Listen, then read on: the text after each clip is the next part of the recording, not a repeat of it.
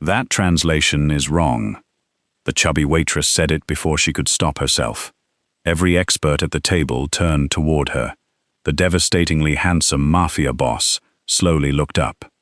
"You can read this?" he mocked. Mabel studied the old letter again. "Yes." Laughter broke out. Raphael Orsini pushed it toward her. $1 million if you read it correctly. Mabel ignored the money, translated the first line, then went pale. The room fell silent. Raphael's smile vanished. "Keep reading." She looked at him. "Your father says someone in this room betrayed him." Nobody laughed after that. Mabel Quinn stood beside the table with a silver coffee pot still in one hand, painfully aware that 6 highly paid specialists were staring at her as if the furniture had started speaking. Claudia Wren recovered first. That is not what it says.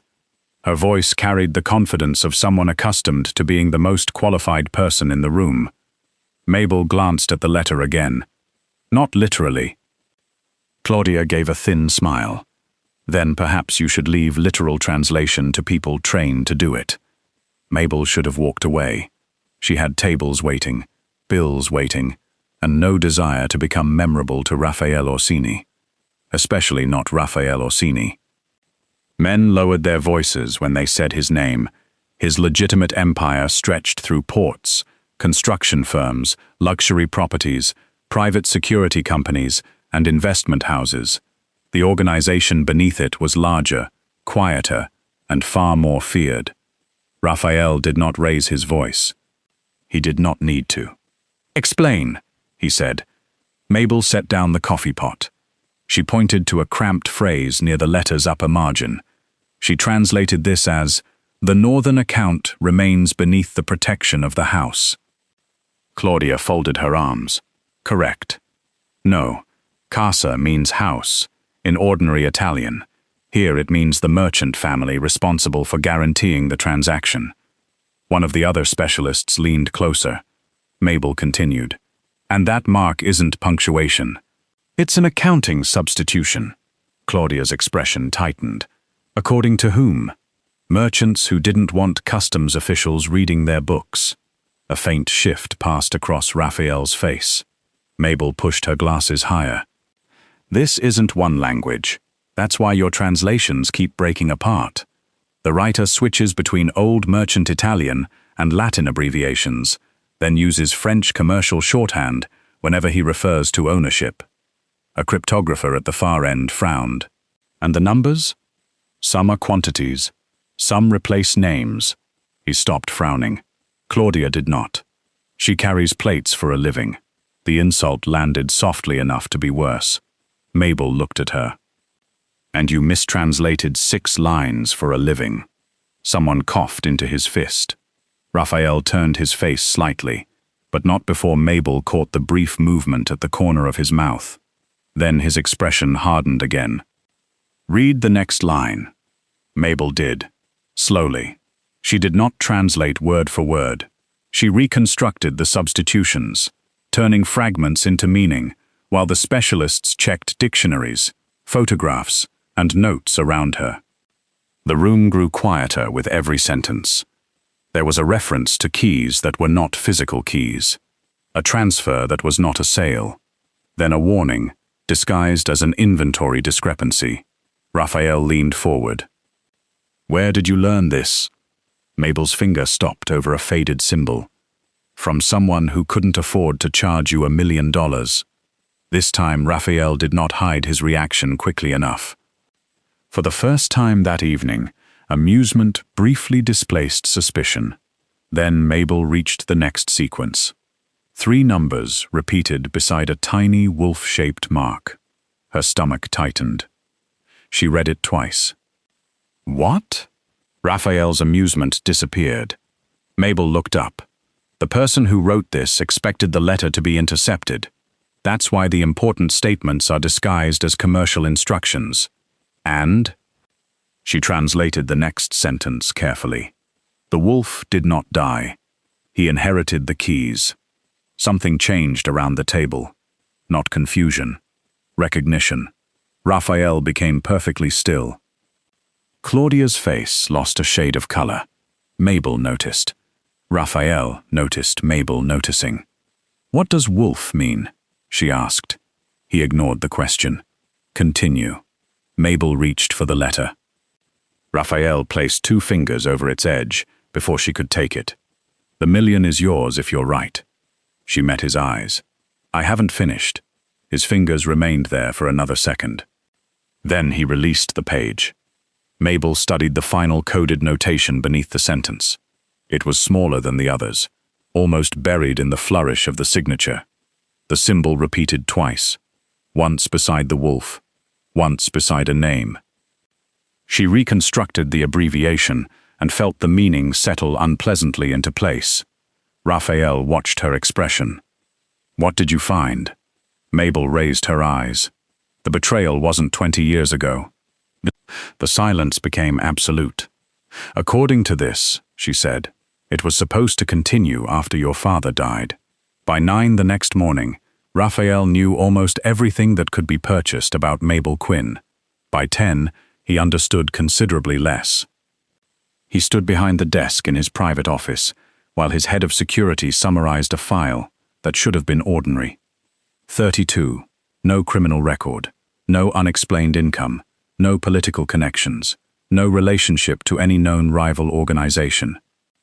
4 years earlier, Mabel had begun working at the private dining club. Before that, however, the pattern changed. She studied historical linguistics, Raphael said. "And archival studies," his security chief replied. "Graduate research track, strong evaluations." Several professors expected her to continue into doctoral work. Raphael turned a page. There were conference abstracts, research notes, and the remains of a life that did not resemble the woman carrying coffee through his meeting.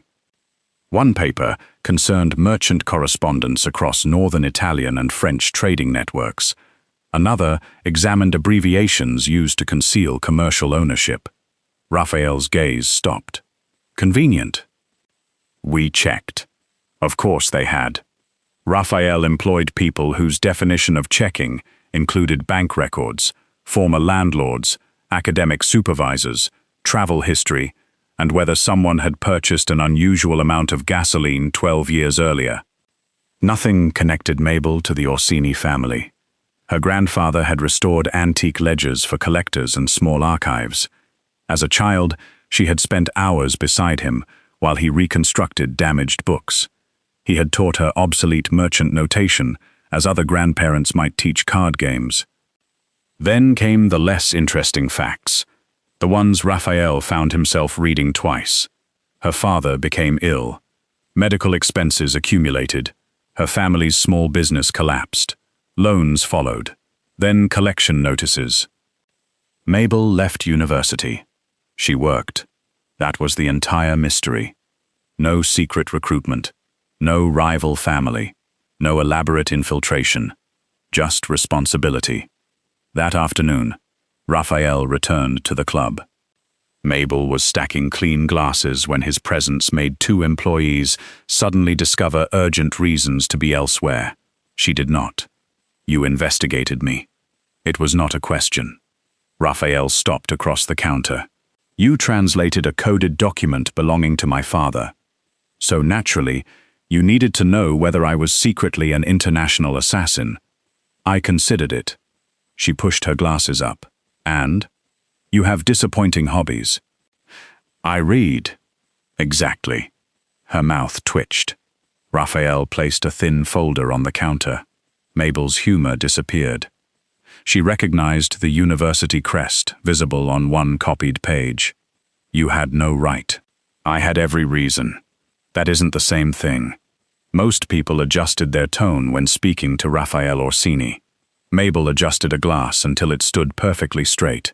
He found that more irritating than fear would have been.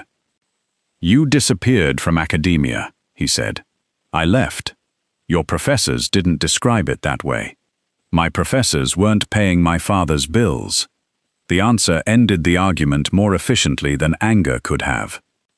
Raphael glanced at the old research title in the folder. "You were good." Mabel gave him a level look. "I'm still good." A pause. Yes, he said, apparently. That surprised her enough to show. He continued, "Why didn't you go back?" For the first time, Mabel hesitated. Not because the answer embarrassed her, because she seemed to be deciding whether he had earned it. "First I thought I'd take one semester off, then another. My father needed help. We were trying to keep the house. Debt doesn't care that you have research ambitions. And afterward? Afterward, I needed a salary more than a dissertation. You could return now." Mabel laughed once, without bitterness. "You say that like returning is a door you simply forgot to open." Raphael said nothing. She looked down at the folder containing the version of herself other people had apparently expected to become. Life doesn't always wait for you to finish becoming impressive. The sentence landed harder than Raphael expected. His entire life had been constructed around becoming impossible to dismiss. Money, leverage, reputation, control. Every weakness converted into something useful. Mabel had lost the future people once predicted for her, and somehow did not speak of herself as ruined. She simply kept going. Raphael closed the folder. "I was not investigating whether you were impressive." "No?" "I was investigating whether you were dangerous." Mabel looked at him over her glasses. "And your conclusion?" Raphael remembered the room falling silent when she corrected 6 experts. He remembered Claudia's face when Mabel found the wolf symbol. Then he remembered something else. Mabel had refused to take the $1 million because she had not finished the work. Undetermined. She smiled. Raphael left with the uncomfortable realization that he had entered the club to evaluate a security risk. He walked out wondering why a woman everyone else had reduced to a waitress had become the one judgment he most wanted to hear. 3 days later, 6 specialists confirmed what Raphael already suspected. Mabel had been right.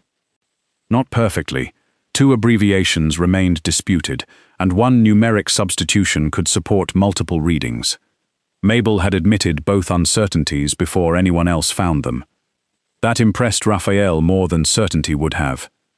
Claudia Wren's translation, however, had been wrong in every place Mabel challenged it. At 4 that afternoon, Raphael entered the club with an attorney and a document authorizing a transfer of $1 million. Mabel stared at it. "No." His attorney blinked. Raphael did not. "No, I don't want it. You won. I translated a letter. This isn't roulette. You fulfilled the condition." Mabel continued polishing the glass in her hand. Raphael had negotiated hostile acquisitions with people who threatened lawsuits, governments, and occasionally his life. None had responded to $1 million by returning to glassware. "I made an offer," he said. "You made a joke. I don't joke about 7-figure transfers. You were laughing when you offered it." That was inconveniently accurate. Mabel set the glass down. "You offered money because you expected me to fail." Raphael's expression hardened slightly. "And you didn't. That's not the point." "Then enlighten me." Several staff members had become extremely interested in tasks within hearing distance. Mabel noticed them. So did Raphael. Neither moved. "I'm not taking a prize built from an insult." The attorney looked at Raphael with the careful neutrality of a man whose survival instincts had been professionally refined. Raphael folded his hands behind his back. "Then what do you want?" "An apology." Silence. A spoon struck a saucer somewhere across the room. Raphael looked at Mabel as though she had requested ownership of Sicily. "For what?" Her eyebrows rose. He knew immediately that this had been the wrong question. "For assuming I was stupid because I was carrying your coffee." "I did not say you were stupid." "You offered me $1 million to embarrass myself in front of 6 experts. That was not the stated purpose. It was the obvious one." Raphael glanced toward his attorney. The man suddenly found the ceiling fascinating. Raphael returned his attention to Mabel. "I was wrong." She waited. When nothing followed, she said, "That's not an apology." Behind her, Someone became suspiciously busy rearranging teaspoons. Raphael Orsini controlled companies employing thousands of people. Men with armed security details returned his calls immediately. Bankers changed schedules when his office requested meetings. Yet a waitress was currently rejecting both his money and his grammar. His jaw shifted. Mabel waited. Finally, Raphael said, "I apologize for treating your opinion as ridiculous before I had any reason to judge your ability." She studied him. "And?" His eyes narrowed. "You mocked me. I mocked the probability of your claim. That sentence is why rich people need friends." A sound escaped from the attorney before becoming a cough. Raphael ignored him. "I apologize for mocking you." Mabel's expression softened. Accepted. It should have annoyed him. Instead, something unexpectedly satisfying settled in his chest. Raphael slid the transfer authorization back into its folder. "The million remains available." "No. You may reconsider." "I won't. Everyone has a price." Mabel picked up another glass. "That's probably true in your line of work. Mine has an hourly rate." Raphael stared at her for a moment. Then he smiled. Not the cold, brief expression she had seen at the private table. A real one. It changed his face enough that Mabel immediately disliked noticing. Raphael placed another document on the counter. She eyed it suspiciously. "What is that?" "A consulting agreement." That got her attention. "The remaining sections of my father's letter have not been decoded. You identified structures the others missed. And now?" "Now I'm asking." The distinction was deliberate. Mabel recognized it. Raphael continued. "Professional fee. Confidentiality provisions. Defined scope of work. No million-dollar wagers." How disappointing. "I survived the first one poorly." She almost laughed. Almost. Mabel opened the agreement. The compensation was generous, but recognizable as payment for specialized expertise, rather than charity disguised as generosity. That mattered. "You expect me to work with Claudia. I expect you to work with me." Something in his tone made her look up. There was no mockery now. No amused billionaire waiting for the waitress to fail. Only a man accustomed to purchasing the best judgment available, who had finally decided hers belonged in that category. Mabel closed the contract. "I have conditions." "Of course you do. If I think you're wrong, I say so." Raphael's mouth tightened with what might have been anticipation. "And if I disagree? Then you'll have the exciting opportunity to be wrong twice." This time, Raphael laughed. "Tomorrow, 9 o'clock. Mabel picked up her pen. For the first time in years, she was not being paid for the number of tables she could serve in an hour. She was being paid for the part of herself she had once believed life had forced her to leave behind. She signed. At 9 the next morning, Mabel discovered that working for Raphael Orsini meant passing through 3 layers of security before anyone offered coffee. The top floor of Orsini Dominion did not resemble a criminal headquarters. There were no men dramatically displaying weapons, no whispered threats in dark corridors. There was polished stone, discreet cameras, tailored suits, and employees who became remarkably efficient whenever Raphael appeared. Power here looked organized. Mabel preferred that to theatrical. Raphael found her in a secured conference room, studying the original letter beneath an archival lamp. "You're early. You're paying me by the hour. I assumed that would encourage you to stay longer, not arrive sooner." She pushed her glasses up. "Your understanding of employment is fascinating." His gaze lingered on her for half a second before he took the chair opposite her. Mabel had already arranged enlarged photographs beside the original document. She pointed to 2 sentences. "These weren't written at the same time." Raphael leaned closer. "They look identical. They're supposed to." She angled the lamp. Under the warmer light, one line reflected differently. "The ink here has a slightly different density. That alone proves nothing. Different bottle, different day, even humidity could explain it. So why mention it?" Because the punctuation changes too. Raphael studied the page. Mabel showed him 3 marks Claudia had classified as decorative commas. They're separators. Your father's original writer consistently placed them after numeric substitutions. But in this sentence, they're positioned according to normal Italian grammar. Meaning? Whoever wrote this section understood the language. She tapped the page. But not the system. Raphael's attention sharpened. Mabel moved to the enlarged photographs. She had circled sequences in pencil. 4-11-3, 7-2-9, then 4-11-3 again. The numbers aren't replacing individual words randomly. They're functioning like references in a merchant ledger. Person, asset, authority. And the wolf. That's the problem. She placed the photograph containing the wolf mark beside the others. The sequence around it is incomplete. Raphael's eyes narrowed. Missing?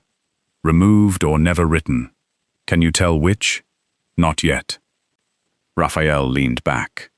He was accustomed to experts giving answers with enough confidence to justify their invoices. Mabel seemed almost aggressively comfortable admitting uncertainty. You say, I don't know frequently for someone I'm paying as a specialist. I can start making things up if you'd prefer the premium service. His mouth twitched. She returned to the letter. For the next 2 hours, they reconstructed patterns. Raphael knew the Orsini family references. Mabel understood the cipher. Neither possessed enough information alone. That changed the balance between them. When Raphael identified one numeric group as a property holding, Mabel rejected it because the preceding Latin abbreviation indicated custodianship, not ownership. He challenged her interpretation. She challenged his family records. Eventually, Raphael placed a finger on the sequence. You're arguing with me again. Mabel did not look up. You're wrong again. Silence. A security officer standing near the door suddenly became intensely interested in remaining expressionless. Raphael watched Mabel push her glasses higher before returning to the page. He had begun noticing that gesture. He had also begun noticing other things he had somehow failed to register at the club. The softness of her face when she concentrated, the dark hair she repeatedly tucked behind one ear, the curves her plain work uniform had never hidden so much as his assumptions had taught him not to examine. He redirected his attention to the letter. Prove it. Mabel did. 20 minutes later, an internal property record confirmed her interpretation. Raphael said nothing. Mabel looked at him. Well, you were correct. That sounded painful. It was survivable. She smiled and returned to the document. Then the smile disappeared.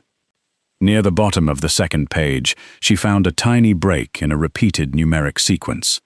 She compared it with the first page. Then again, Raphael recognized the change in her posture. What? Mabel pulled the archival lamp closer. Your father, or whoever originally wrote this, used groups of 4 numbers whenever authority over an asset changed hands. Raphael came around the table. This one has 3. Yes. A mistake. I thought so. She pointed to a faint abrasion beside the final digit. But something used to be here. Raphael stared at it. Erased. Maybe chemically lifted. Maybe physically altered. I need better imaging before I can tell. His expression cooled. Why remove 1 number? Mabel looked toward the sentence containing the wolf. Because without it, the sequence points to Silvio. And with it? She met Raphael's eyes. I don't know yet. He waited. Mabel's gaze returned to the different ink, the misplaced punctuation, and the damaged sequence. Then she said the possibility neither of them had wanted to name. But I think we're asking the wrong question. Raphael went still. We've been trying to determine what your father hid in this letter. She carefully lowered the page. We should be asking who changed it after he wrote it.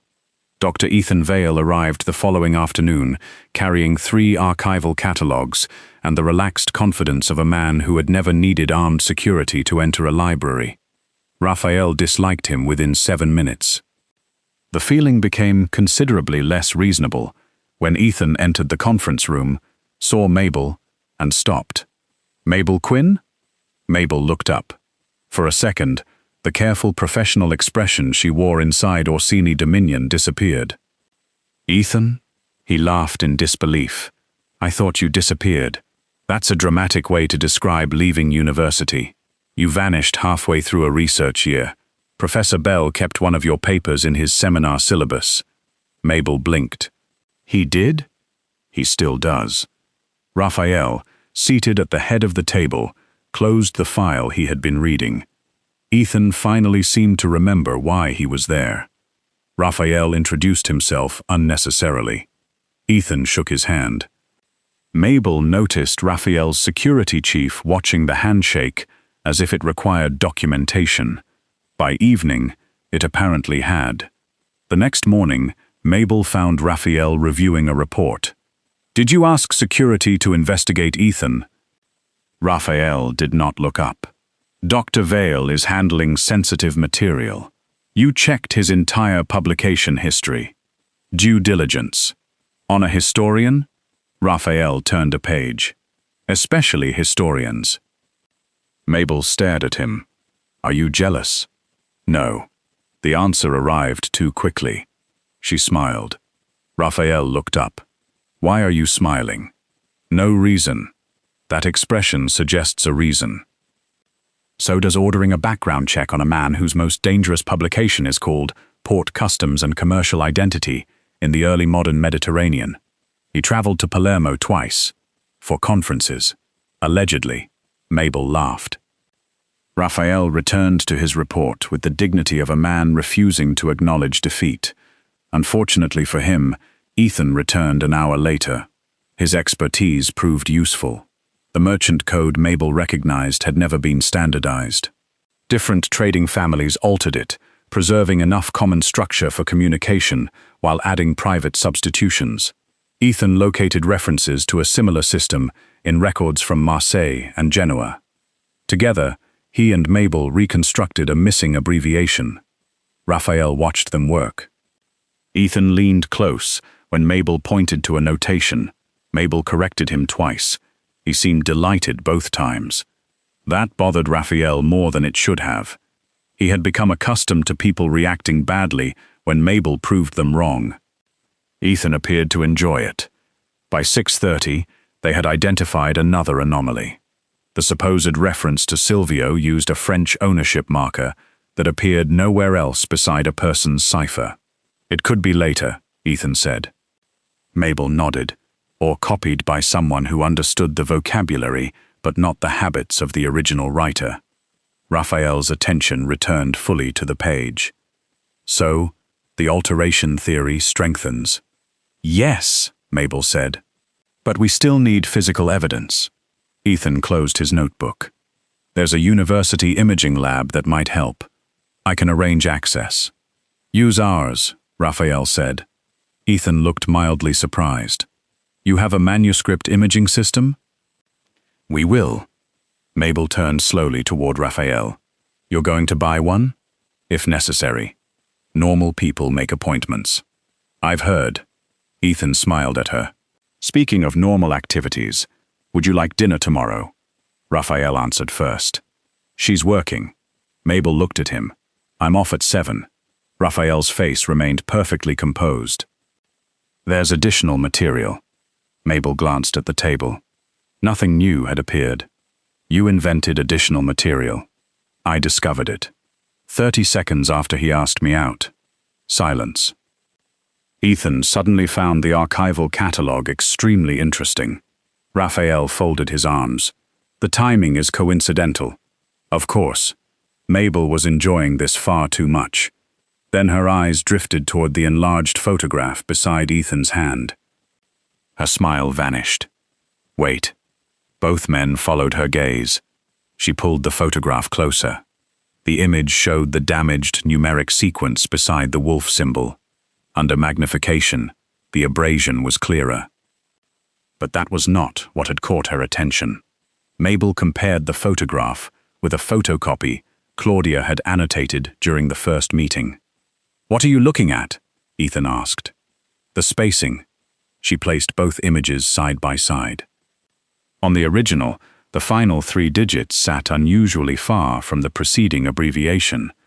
On Claudia's copy, her handwritten translation treated the gap as though another symbol belonged there. Raphael leaned over Mabel's shoulder. So Claudia labeled this as a succession marker, isn't it? Possibly. Mabel looked up. But the visible photocopy doesn't contain enough information to identify it as one. Raphael's expression changed. Ethan understood next. She guessed? Mabel shook her head. No. Her finger moved to the faint abrasion. She knew something had been removed. The room became quiet. Raphael looked toward the secured folder containing Claudia's original notes. Mabel's unease deepened. There were only 2 reasonable possibilities. Either Claudia Wren had made an extraordinarily precise guess about a mark she could not see, or she had seen the letter before Raphael ever placed it on that dining room table. Claudia arrived at Orsini Dominion at 10 the next morning. She was not told why. Raphael had instructed security to treat the meeting as routine, which Mabel found more unsettling than anger. Raphael furious was dangerous. Raphael calm enough to arrange the room before confronting someone was something else entirely.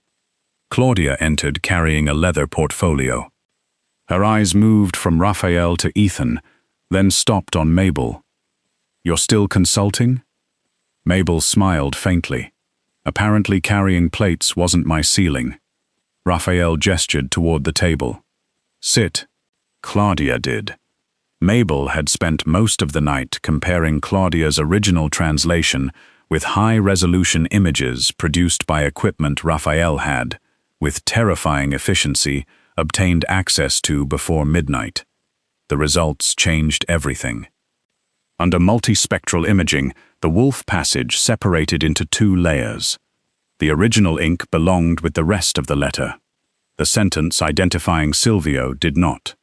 More importantly, beneath the altered section lay traces of the original numeric sequence.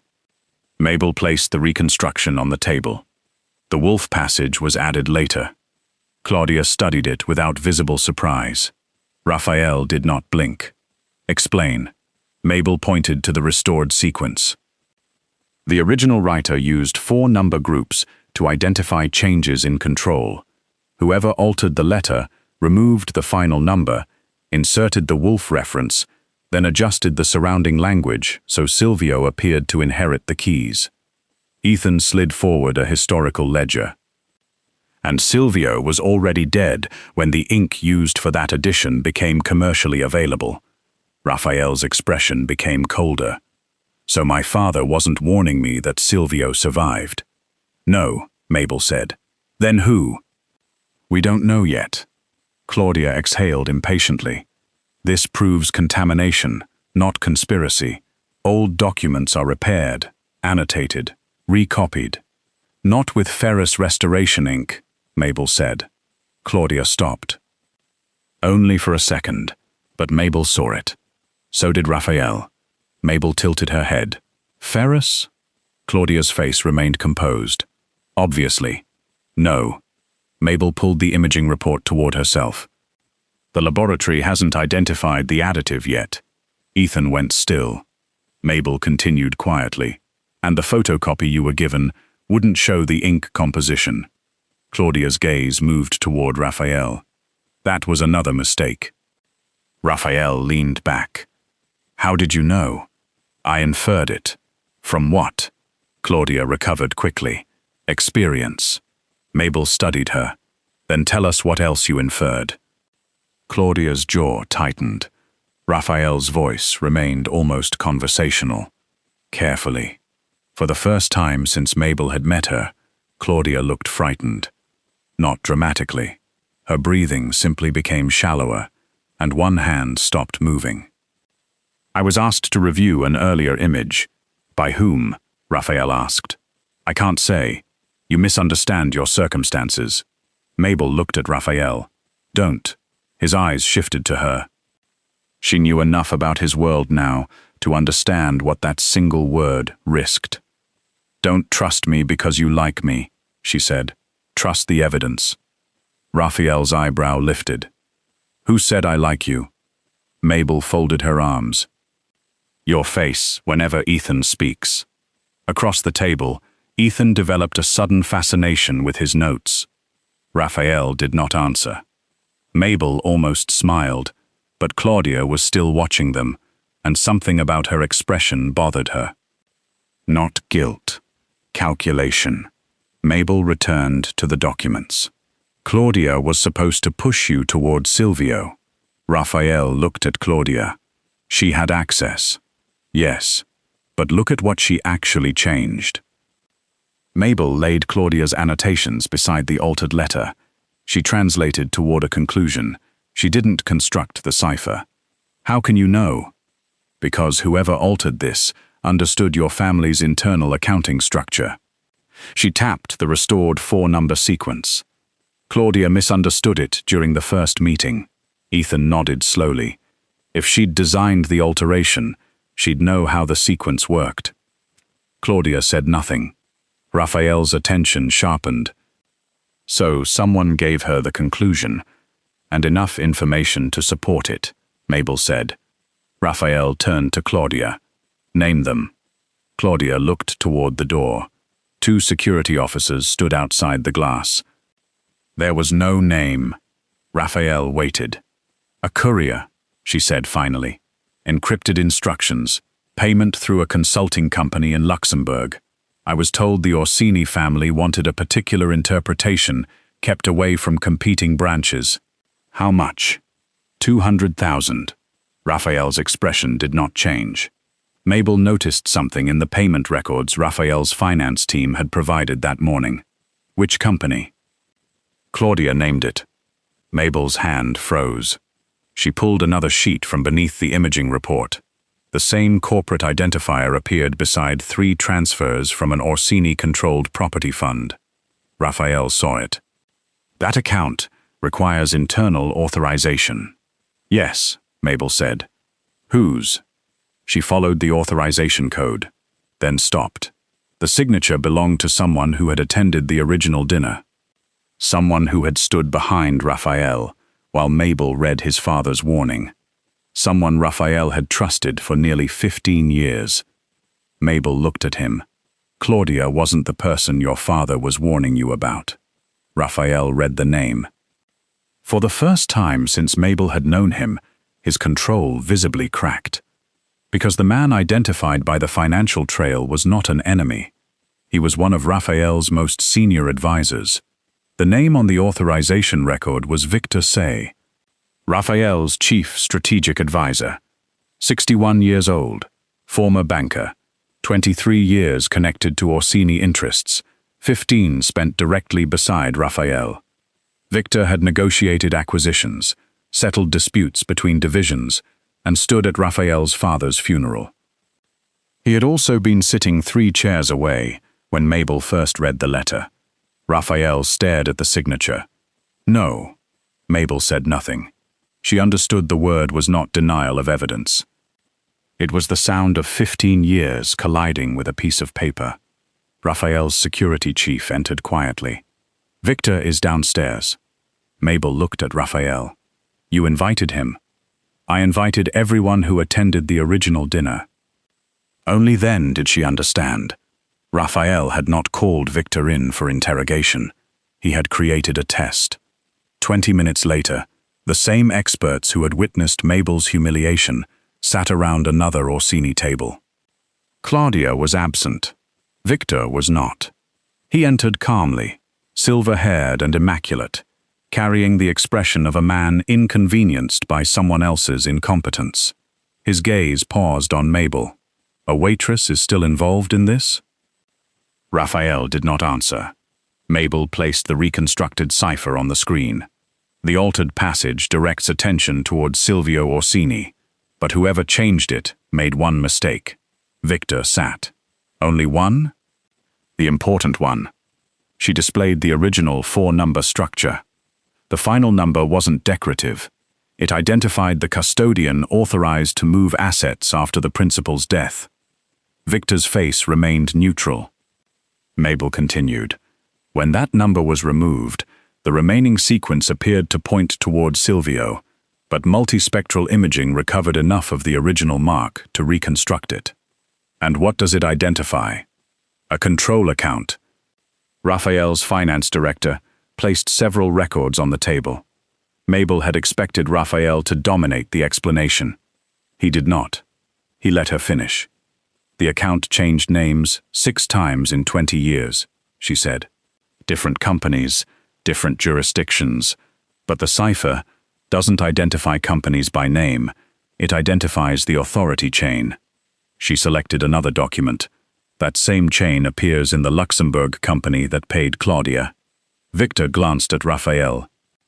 So your consultant took a bribe. Hardly revolutionary. Claudia took the bribe, Mabel said. She didn't design the trap. Victor smiled. And you know that because she didn't understand the 4th digit. The smile weakened. You did. Silence.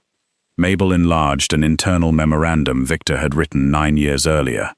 You used the same 4-part classification here, when restructuring an Orsini logistics holding.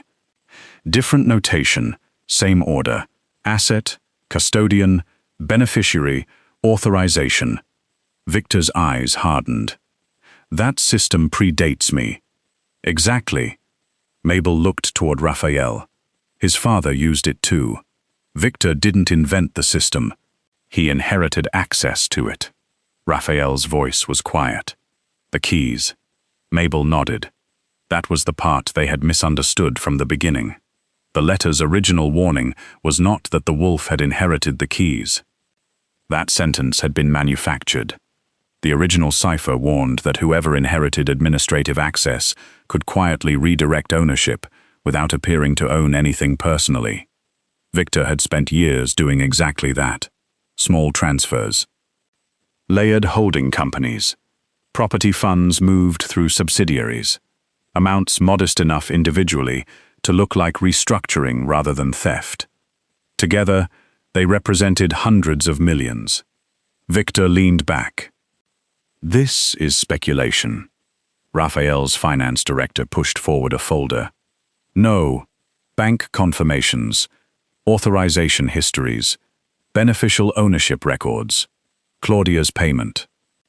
Every path converged. Victor stopped pretending to be amused. His gaze moved to Mabel. All this because a waitress read a letter? No. Raphael spoke so softly that everyone at the table became still. He looked at Mabel. Because everyone else assumed she couldn't. Something tightened in her chest. Victor's composure finally fractured. You're going to dismantle 20 years of structure because she found some scratches in old ink. Not scratches, Mabel said. She turned the last reconstruction toward him. Your signature. Victor looked down. The original cipher contained a substitution Mabel had initially believed represented a person. It did not. It represented an authorization role. Victor had reused the same obscure abbreviation years later in internal records because he believed nobody alive understood its origin. Mabel did. That was the final link. Raphael rose. No one else moved.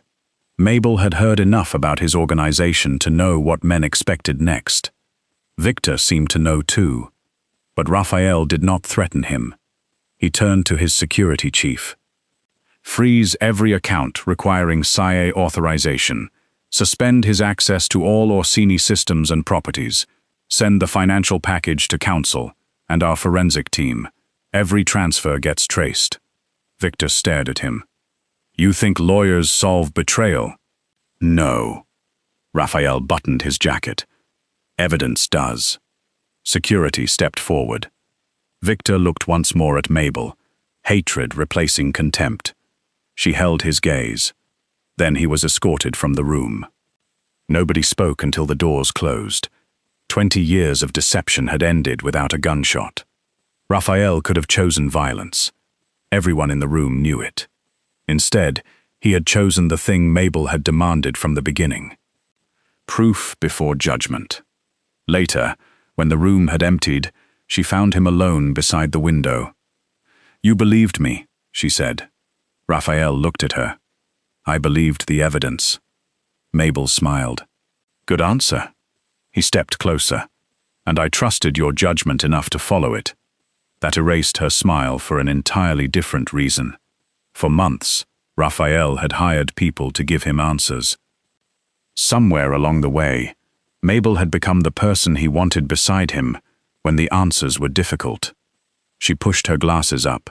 Raphael's eyes followed the familiar gesture. This time, neither of them pretended he hadn't.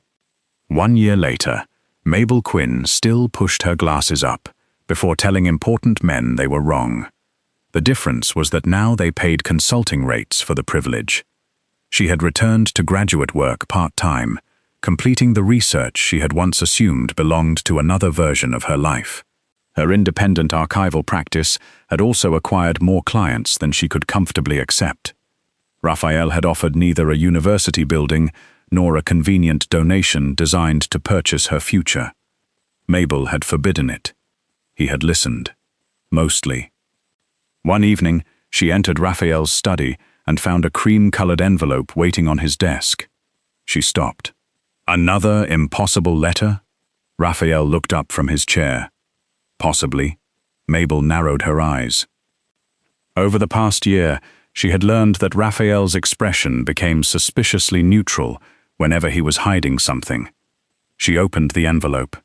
Inside was a single sheet. One sentence had been written in merchant cipher. Mabel stared at it. Then she laughed. Raphael's composure immediately weakened. "Well?" She examined the symbols again with exaggerated seriousness. "Your spelling is terrible. Answer the question." "There are at least 2 historical crimes occurring in this sentence. Mabel. And this abbreviation hasn't been used correctly since approximately 1780. Raphael stood. She was still smiling when he came around the desk. "What does it say?" "You wrote it. I want to hear you translate it." Mabel looked back at the page. The sentence was clumsy. The handwriting was unmistakably his. But the meaning was perfectly clear. "Will you marry me?" Her smile softened. Raphael Orsini, the man who could make dangerous people reconsider decisions with a glance, was watching her with an uncertainty she had almost never seen.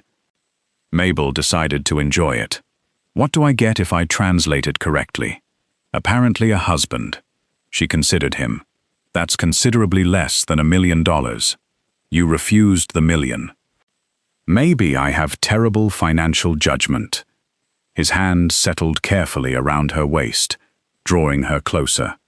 A year ago, that same man had looked at her carrying a coffee pot and decided he already knew her value. He had been wrong. More importantly, he had learned how to be wrong. He had learned to apologize without negotiating the wording, to ask instead of command, to listen when her judgment contradicted his instincts. And Mabel had learned something too. The life she had abandoned had not disappeared. It had simply waited until she was ready to claim it again. Not because Raphael bought it back for her, because he had been there when she finally remembered it was still hers. He looked at the letter. Mabel. She let him wait 1 second longer. Yes. Raphael exhaled. She laughed as he pulled her against him. Then Mabel glanced over his shoulder at the cipher. But we're fixing that spelling before anyone archives this. For once, Raphael Orsini had absolutely nothing to say. And Mabel thought that was worth considerably more than $1 million.